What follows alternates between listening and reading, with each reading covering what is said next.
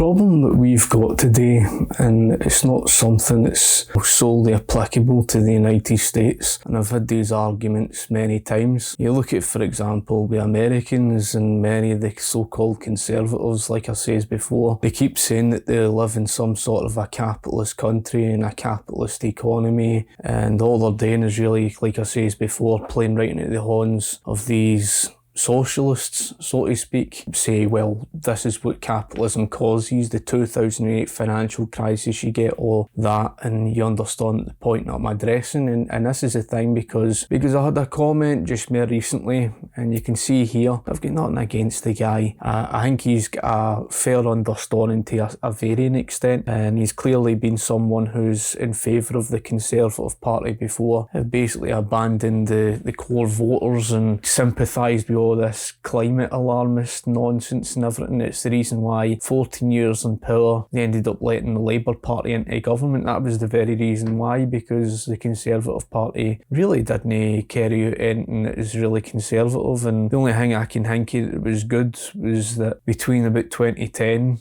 to 2019, they did reduce the deficit significantly, and you've got to give credit where due. But there was things that they were, let's just say, pandering to the political left on things relative today with the whole climate alarmist nonsense, and it's because of all this net zero and everything, this green agenda. Not only have they damaged our landscape, wind turbines in across Scotland and Britain in general, they're intermittent. We don't always have the weather that sustains it. I think the only thing that you could say is reasonable with renewable energy is the wave power energy because of the North Sea, and that's fair enough, but that doesn't mean to say every country's like that. Nonetheless, due to the neglect of everything to do with the fossil fuel sector, and the thing that you've got to understand as well, fossil fuels goes into producing absolutely everything. I mean, what they try to do, you can see with 𝗰𝗴𝗴𝗂𝗁𝗍 and everything, they want to get everybody off the roads. They just want to control everybody. They're obsessed with it. And I think it wasn't long ago, you will have known anything about it. You might not have known about it, but they were trying to reduce Glasgow's, I think they did it in Wales, I know, and it was this 20 mph speed limit or something across the whole city. It doesn't even make logical sense. I know folk, they would see your roads a lot narrower and stuff like that, and going in and out roads and stuff like that, but 20 mph is very slow. You've heard the arguments about the digital ID and what have you. I've came across far too many people, and it's a similar story in the United States. The argument relative to Britain is that these folk are trying to make out that the 1980s was some sort of a period of a free market. And what do you think that's doing? What damage do you think that's causing? First of all, they're sending out wrong information to people. The 1980s was not a period of the free market economy, but it tells you that most folk don't even understand what a free market really is. That then gives these socialists leverage to use that and say, oh well, look what your free market caused with the 2008 financial crisis. So let's start here. I've already touched upon before, it was heavily socialist with regards to the heavy nationalisation. I mean, Britain was the most heavily nationalised economy outside the communist world. And of course, they were running the printing press like crazy, because after all, barely a private sector left in the economy. I think by today's standards in Britain, about 3% has now been printed or something, and the rest of it's mostly all credit that's lent out and deposits created in the people's accounts, and that's where all the monetary expansion's coming through the Bank of England. I think it would be similar with regards to the Federal Reserve. It's monetary and credit expansion that creates inflation, and this is exactly the problem, because if you've barely got a private sector left, the taxpayers' money of what's already in circulation, they're not getting it for there, they're getting it from monetary expansion. By the early 1970s, inflation spiralled out of control. What do socialists do? Every single time they create an inflationary crisis, they try to rectify the problem through price controls, and they tried to do that, as you saw in the 1970s, even wage controls and stuff like that. And this is exactly what happened, because by the early 1970s, similar to what you saw in the United States, because the US faced the exact same problem around about 1978, and that was known as the shortage at the pump. I think it's terrible. I really think it's terrible. I'm in here for an hour already. There's no shortage. I don't believe there's a shortage. The odd-even system can't do anything about the problem of no gas. Some of the people online here have been in other lines and still don't have a tank of gas. Of course, the reason why the United States is a great example is because in 1981, as soon as they removed the price ceiling, the shortage just immediately disappeared at the pump. Like, it just immediately disappeared. You know, it's just like what happened with the housing shortage crisis. The rent controls were immediately removed after the Second World War, and that housing crisis in places like New York and San Francisco, again, immediately disappeared. I've touched upon it many times before. I've stated that price ceilings create price shortage problems. Of course, there was the recent news, and I touched upon it again, relative to SNP wanting to set down price ceilings on 50 essential food items. Since the war in Ukraine began, food prices have been shooting up. The current war in Iran also isn't helping. But now the government has a plan to change that by capping supermarket food prices. It's probably a good idea on the basics. I don't think the government should be too involved. I think it should just be through sort of natural competition. Probably for some things, a basic thing. How did they manage to do that? It was part of the SNP's election manifesto. John Swinney says the price of up to 50 essential items like milk, eggs, cheese and rice could be limited.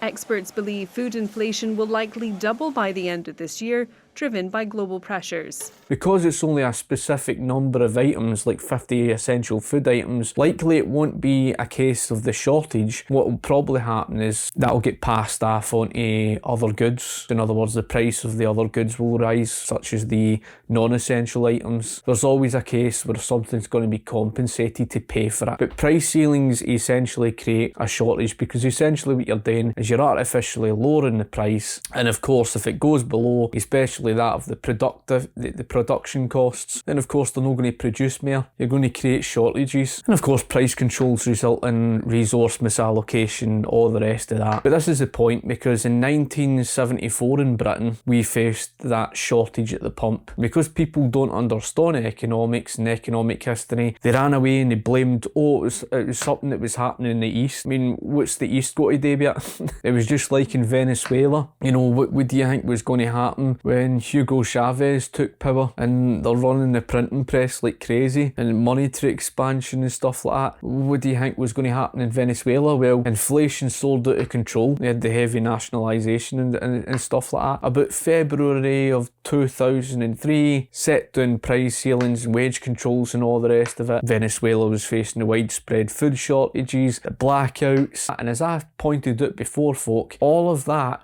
was during the oil boom. The socialist excuse was, they were saying, oh, it was all because of an oil price collapse. Well, as you can see from the graph, there was no oil price drop until around about, it was January of 2008. Mostly it was during an oil boom that they were facing the shortages, so they've ran out of excuses there. It was nothing at all to do with a price collapse. Socialists will always seek, and this is something you've got to understand, and I know to my new viewers, perhaps there's ones in Scotland, you're getting these socialists that are calling you far right, or they're calling you Nazis because you want a safer society. They're calling you racist and that. All it is political correctness, folk, because the only thing that is on their agenda is socialism. They don't seem to have any common sense. They're naive. They think of it as an opportunity to try and further the goal for socialism. The left do not like the fact that the 1980s was not a period of the free market. You did not transition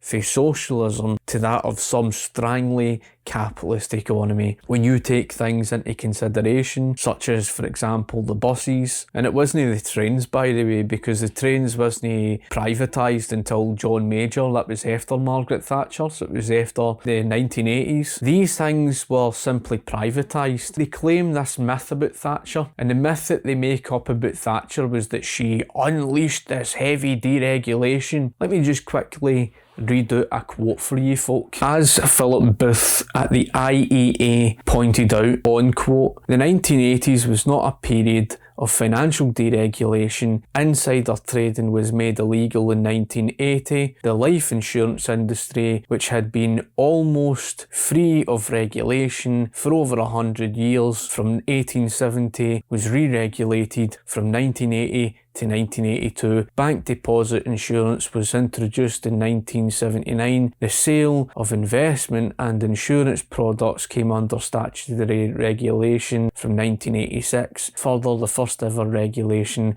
of UK bank capital took place under Basel I, agreed while Thatcher was the Prime Minister. She was made out to be someone that carried out this heavy deregulation of the market, as if to say that she just unleashed this deregulation and there was these unregulated markets. And you always hear stuff about things like that, oh, the Glass-Steagall Act and all this, and they repealed this and that, this, that and the next thing. It's just nonsense, folk, because again, very, very similar to the way things were with the United States of America. In reality, throughout when Thatcher had become Prime Minister, there was more regulated overall leading up to the 2008 financial crisis than there ever was of things being deregulated. Were there things that were deregulated? Of course there were. Was there more regulation introduced than what was deregulated? Aye. Pretty much so, which is the very reason why by 2008 you saw the financial crisis. And I should point out, by the way, again, the bank regulations were handed over to that of the FSA, which was the Financial Services Authority. That was the UK banking regulator between 2001, when they had, the power over banking regulations, right up to 2012. Their banking regulations were more than 10,500 pages long in regulations, or right up to about 12,000. But there was nothing more regulated in the UK than that of the banks. This idea that they use and claim, oh well, the unregulated markets caused the banking crisis, and this is the very reason why whenever people run around, similar in the United States, where they say, oh well, we had some sort of a free market. Well, we didn't. We simply transitioned from one type of socialism with heavy nationalisation to that of a very corporatist variant of socialism. But again, it's sad that I have to point this out, because you've seen the quote yourself in relation to Ludwig von Mises' definitions of socialism. Mises did not confine socialism, the heavy or just nationalisation in general. He didn't just confine it to that of state ownership of the means of production. He applied it also to private industry that was essentially private in name only. And that's essentially what you saw, just like the buses. Now this is a fantastic example, because in around about 1985 you saw the privatisation of the buses in the United Kingdom. With that being said, however, Margaret Thatcher didn't unleash this massive deregulation. The only thing that she deregulated, and this is what we call surface level deregulation, the only thing that she deregulated was bus routes and bus fares. That's it. In other words, she essentially kept the main socialist structure, and as a consequence of what Thatcher did, which was wrong, she wasn't perfect. Don't get us wrong, she had, good ideals, she understood, the value of free market capitalism and all the rest of it, but her actions, unfortunately, didn't live up to that. Because when you carry out surface level deregulation, you've privatised it. What that caused is a serious problem, because the property market was all regulated. So you've got all the planning restrictions, you've got the zonal restrictions and all the rest of it. Because of her surface level deregulation, it ended up creating regional monopolies. Like, for example, the way First Bus, dominates the Glasgow region, the Strathclyde region. You'll notice that this is a similar pattern throughout the United Kingdom, where you've got, essentially regional monopolies. And the reason why they got regional monopolies is because the government essentially granted them ownership of all the bus depots of those regions. And so if any competition wanted to enter the market, it would be very costly for them to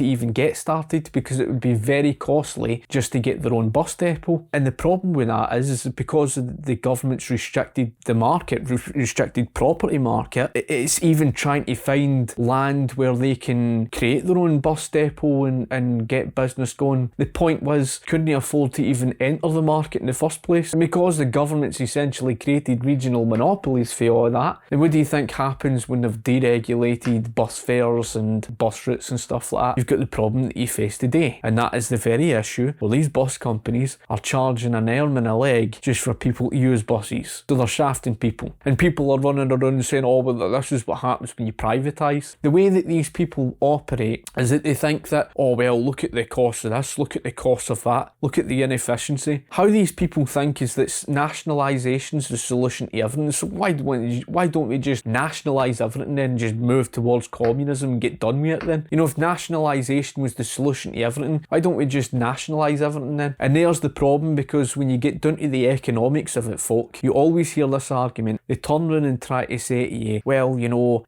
I'm not talking about communism, I'm talking about, you know, social democracy. The main reason communism failed was the economic central planning problem. That economic central planning problem was caused by government price fixing. That is to say, it's not solely applicable to a fully centrally planned economy. The failure of communism isn't solely applicable to communism. You see the failure itself, no matter how much they try to brush the failure under the carpet, no matter how much they try to deny the existence of the failure, the NHS in a mixed economy is the prime example of that. You've seen it throughout the entire history of the NHS. The massive long waiting lines, the chronic shortages of hospital beds and staff and stuff like that, the surplus waste problems, the thousands that have been left in neglect every single year, which they try to deny, by the way. But throughout the entire 1950s, the 1960s, the 1970s, it was the same problem. Even Thatcher addressed that issue, but unfortunately the NHS was never privatised, and it would require deregulation, like I say, relative you've seen with the example there. Because what was the main cause of the failure of communism? Government price fixing, because Ludwig von Mises could not be clearer. He stated that it's impossible to operate an economy efficiently if you do not have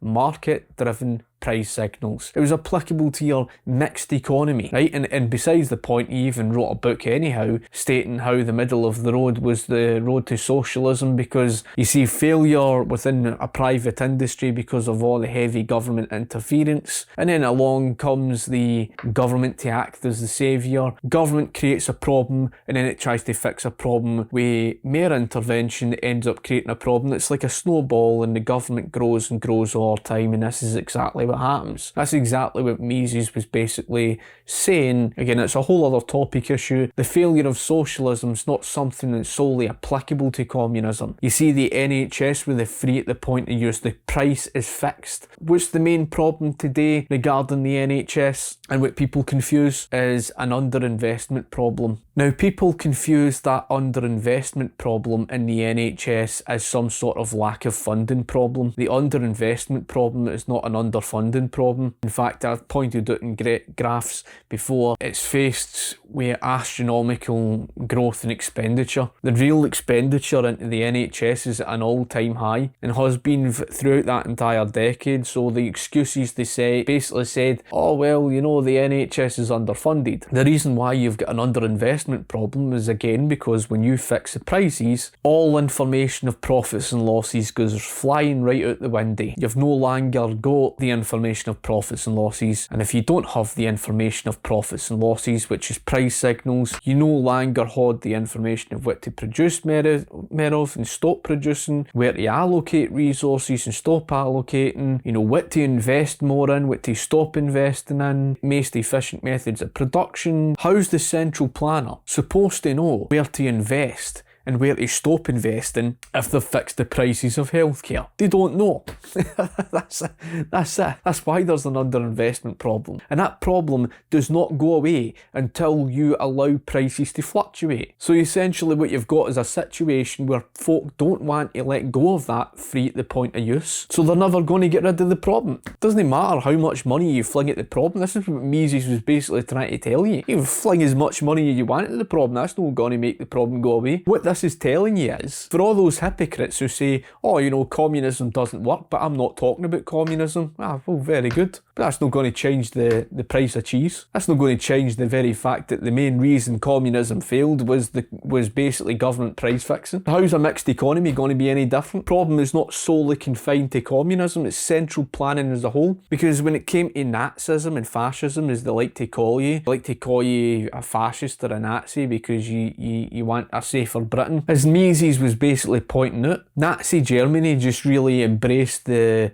Bolshevist version of socialism. In other words, it was just central planning through a different means. Central planning through the means of basically the government controlling absolutely everything through heavy government regulation. And that's essentially what would happen in, you know, these fascist regimes. The government would control everything. The government was dictating all capital, where resources would go, where labour would go. So in other words, it was dictating even wages and prices. It was price fixing, wage fixing and all the rest of that. And it was dictating and controlling all production. And if companies didn't do what they were told, they were to be heavily punished for it. The idea that you transitioned away from the heavy nationalisation, as if to say you moved away from socialism just because they privatised things, is just erroneous. I had an argument, and it was a month ago or so, in fact a couple of months ago, and it was on to do with this argument, to do with the so-called private water, for example, England, and they were going on about, oh, this is the reason why private ownership doesn't work and all the rest of this is why you need to nationalise it. Nationalisation of water, wonderful. It's not until you actually do your independent research and look into it for yourself, and you can even find that information, because and it doesn't matter about their genetic fallacies. Genetic fallacies are no arguments. It's a pretense to try and pretend that they're making an argument. If someone's saying, oh, you got that for artificial intelligence, you got that for AI, or you got that for the Mises Institute, as if that discredits it, as if that's an argument, as if to just say, oh well, that's the name and then that's it. It doesn't provide any substance. It doesn't say why they're wrong. It doesn't say anything. Saying a name, hoping for the best, you know, slating whatever name it is. But how AI works is more to do with the fact it's a bit like the way that a search engine is. It's got a massive repository of information for all different sources. For research, you can find it yourself. There was a lack of investment, and it was so poorly managed under the government. It was so neglectful. It was in absolute dire straits. It was a disaster. It was just as bad as the likes of the coal industry that was running at a £1 billion deficit. And as I pointed out before, when it came to British Rail under nationalisation, you know, you had the outdated trains, a British Rail running at £1 billion deficit, similar to the coal industry, which basically means it was running at a loss, a passenger journey shortage, so barely anybody was using the railways. But they were trying to paint it as if it was this utopia and it was all so wonderful and everything, and it just fell off the case. Again, I could actually go into and provide a specific video on the so-called private water issue. I don't want to do it in this particular video because of the fact it would go on, and it's no different to the mess that's been created today in England with the so-called private water. You see, the issue in England, they've got private in name only, just like that today with the railways, right? It's no different, and just like the general energy market, what the government has caused, no different to that of the buses, it's created regional monopolies relative to energy and water. And even then, because of government's interference through Ofwat and stuff like that, and instead it's just convenient that, oh well, it's just private, let's just blame private ownership and just ignore the actual real cause of the problem being the government regulatory body that's done all this. And again, it's that issue where it creates a problem, it creates an incentive from the ill-informed to then call for nationalisation.